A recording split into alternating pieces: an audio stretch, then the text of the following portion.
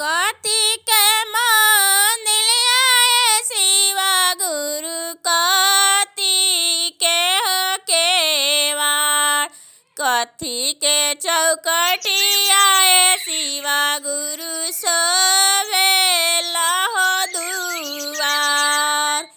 सोने के मंदिलिया शिशिया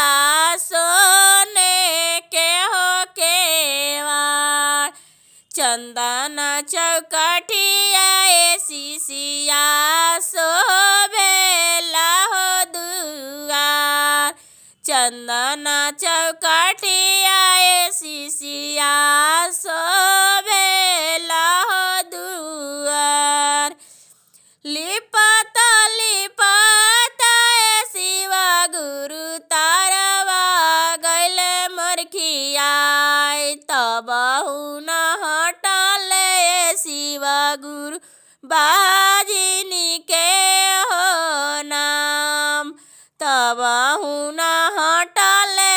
शिवा गुरु बाजिनी के हो नाम सास मरा मरलिए शिवा गुरु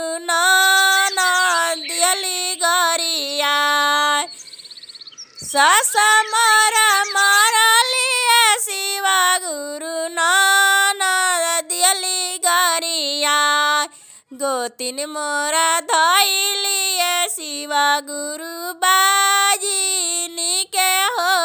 नाम गोतिन मोरा धैलिए शिवा गुरु बाजिनी के हो नाम स्वामी मोरा दिहनिए शिवा गुरु घर से हो निकाल टोलावा के लोगवा शिवा गुरु देले लुलुआई गाँवा के लोगवा शिवा गुरु देले लुलुआ चुपा शिशिया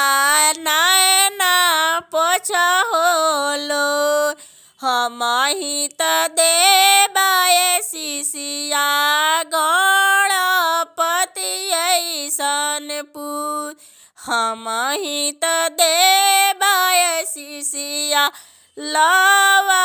कुश ऐसन पूत सास तोरा जानी शिशिया ननद मंगियन होने गोतिन तोरा धरी शिशिया लड़कोरिए धरिए हो नाम स्वामी तोरा जानी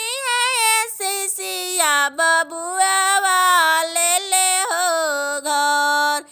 स्वामी तोरा लाई शिशिया बबुआ